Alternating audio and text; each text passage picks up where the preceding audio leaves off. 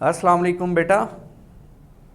आज का लेक्चर इंतहाई सिंपल और इंतहाई इम्पॉर्टेंट है एमसीक्यू और शॉर्ट क्वेश्चन के हवाले से। लास्ट लेक्चर में हमने ओहम्स लॉ के बारे में समझा, ओहम्स लॉ की लिमिटेशन के बारे में पढ़ा और ओहम्स लॉ की लिमिटेशन पढ़ने के बाद हमने रेजिस्टेंस को डिफाइन किया और रेजिस्टेंस किन फैक्टर्स पर डिपेंड करती हैं उन फैक्टर्स को डिस्कस किया। अब हमने ओहम्स लॉ में यह बात पढ़ी थी कि ओहम्स लॉ यूनिवर्सल लॉ नहीं है, ओहम्स लॉ एम्पिरिकल लॉ है, उसकी लिमिटेशंस हैं। आज हम ओहम्स लॉ की लिमिटेशंस को डिस्कस करने जा रहे हैं। इनफैक्ट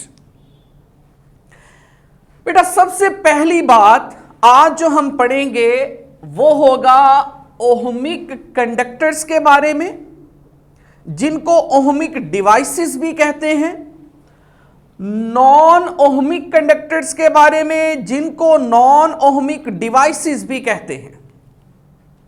बच्चों बात तवज्जो से समझनी है।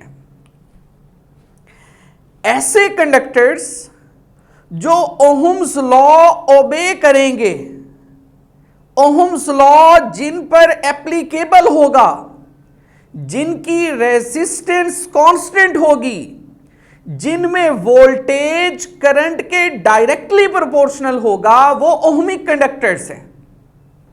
और जो ओहम्स लॉ ओबे नहीं करेंगे, जिनकी रेजिस्टेंस कांस्टेंट नहीं रहेगी, जिनमें पोटेंशियल डिफरेंस और करंट आपस में डायरेक्टली प्रोपोर्शनल नहीं रहेंगे, वो नॉन ओहमिक कंडक्टर्स हैं।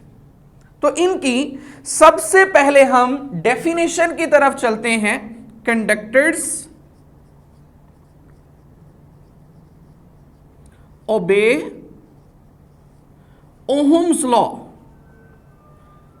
ऐसे कंडक्टर्स जो ओहम्स लॉ को ओबे करेंगे उनको हम ओहमिक कंडक्टर्स का नाम देते हैं। और नॉन ओहमिक क्या होंगे बेटा? Conductors do not obey Ohm's law. जो ओहम्स लॉ को ओबे नहीं करते वो नॉन ओहमिक कंडक्टर्स कहलाएंगे। अब बेटा बात बड़ी सिंपल सी आ गई कि जो ओहम्स लॉ को ओबे करेंगे, इसका मतलब है जिनके लिए वोल्टेज और करंट आपस में डायरेक्टली प्रोपोर्शनल होंगे। मतलब जितना पोटेंशियल डिफरेंस बढ़ाएंगे उतना अमाउंट में करंट बढ़ेगा। इसका मतलब अगर इन दोनों के दरमियान में ग्राफ ड्रॉ किया जाए तो वो लीनियर होगा। क्या मतलब? स्ट्रेट लाइन बनेगा। तो यहां पर हम लिख सकते हैं for ohmic conductors, ohmic conductors के लिए graph between voltage and current is linear. Linear से मुराद क्या है बेटा? Straight line. और बेटा जब ग्राफ लीनियर होगा तो बात समझ लें, उस ग्राफ की स्लोप जो होगी वो कांस्टेंट होगी। हमेशा याद रख लें, जो ग्राफ लीनियर या स्ट्रेट लाइन होगा उसकी स्लोप क्या रहेगी? कांस्टेंट। यहां पर मैं ग्राफ ड्रॉ करके दिखाता हूं। ये हमारे पास y एक्सिस, ये हमारे पास x एक्सिस। x एक्सिस में हम अमूमन उस क्वांटिटी को लेते हैं जो इंडिपेंडेंट है। यहां पर वोल्टेज इंडिपेंडेंट है जिसको वोल्ट्स में मेजर करते हैं। यहां पर करंट डिपेंडेंट है जिसको एम्पियर में मेजर करते हैं। y एक्सिस में करंट, x एक्सिस में वोल्टेज। ये बेटा दोनों का पॉइंट ऑफ इंटरसेक्शन ओरिजिन।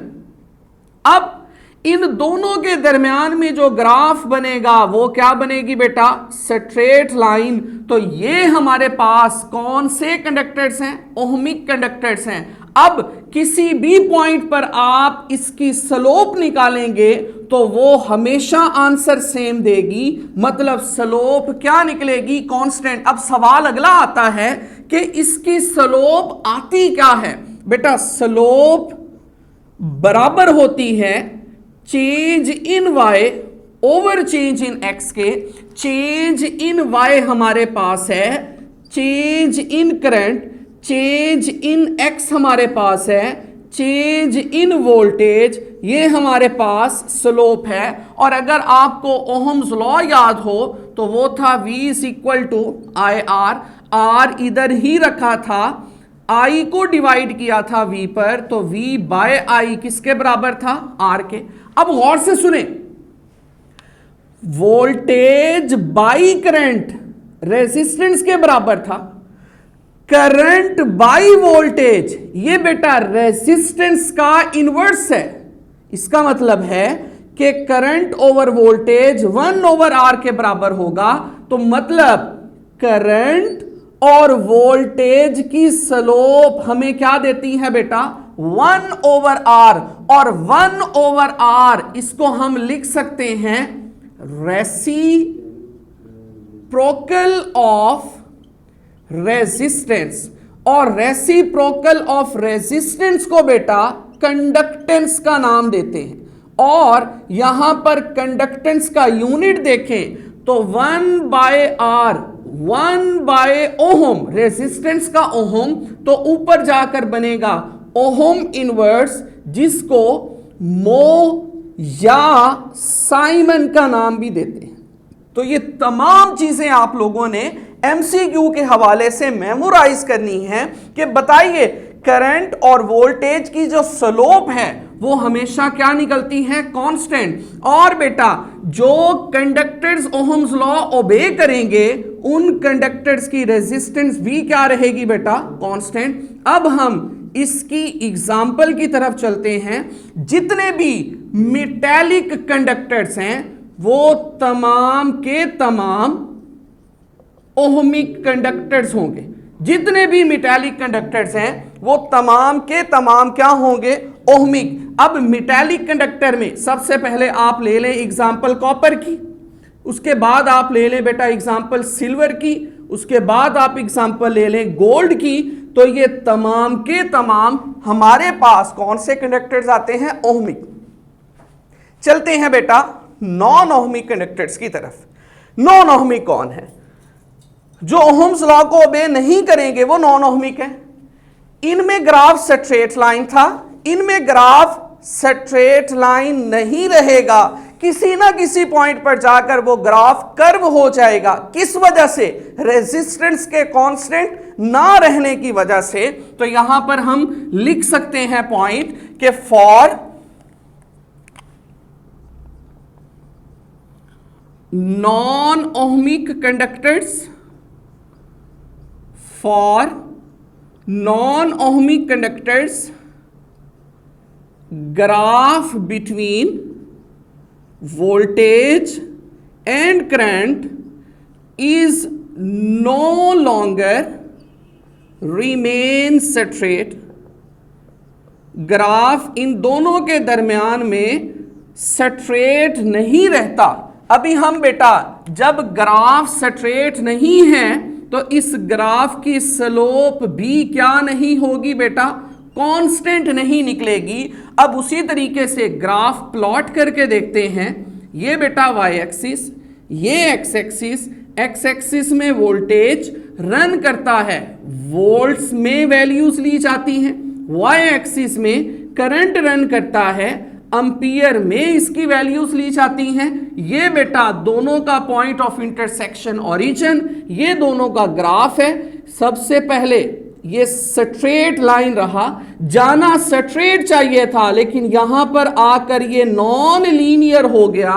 इसका मतलब क्या है कि ये कौन सा कंडक्टर है, नॉन ओहमिक कंडक्टर्स। अब बेटा गौर से समझे,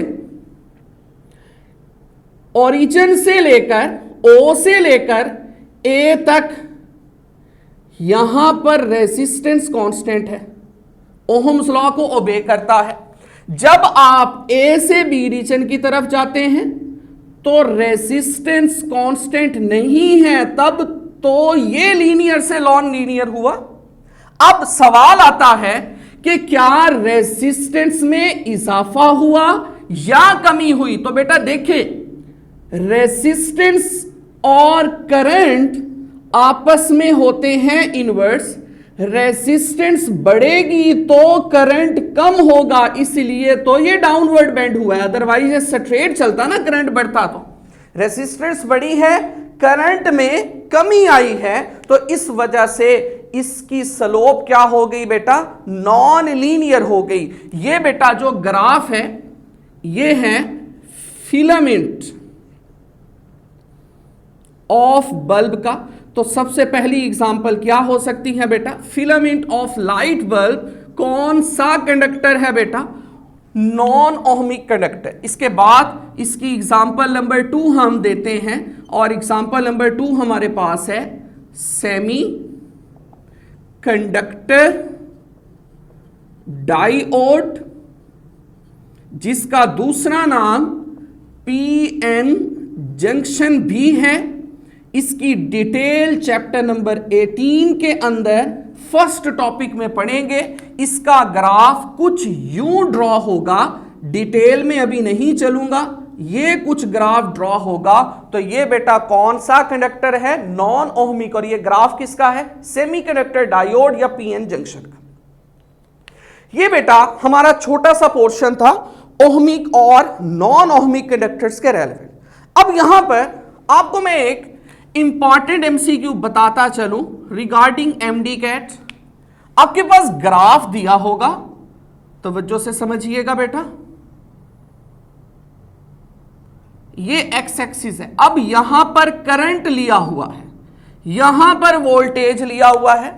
दो लाइंस ड्रॉ होंगी, एक ये लाइन है और एक हमारे पास ये लाइन है।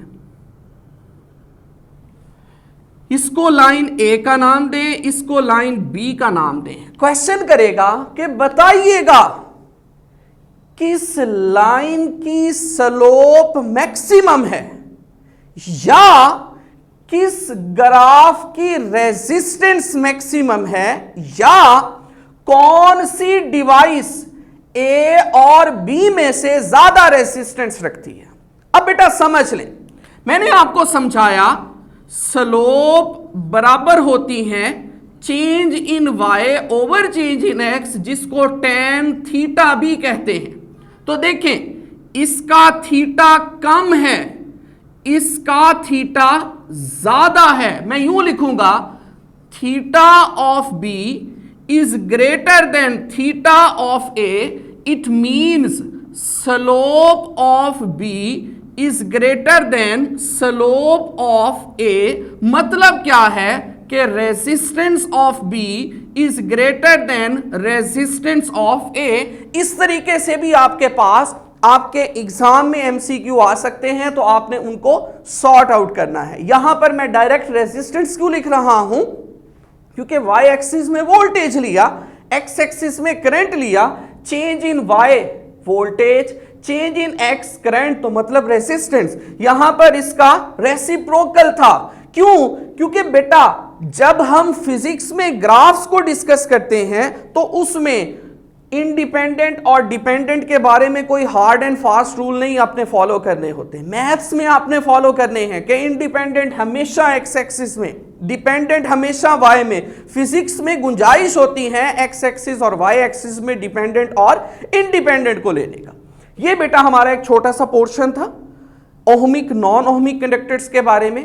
नेक्स्ट लेक्चर हमारा बहुत इंपॉर्टेंट है एमडी कैट, ई कैट के हवाले से।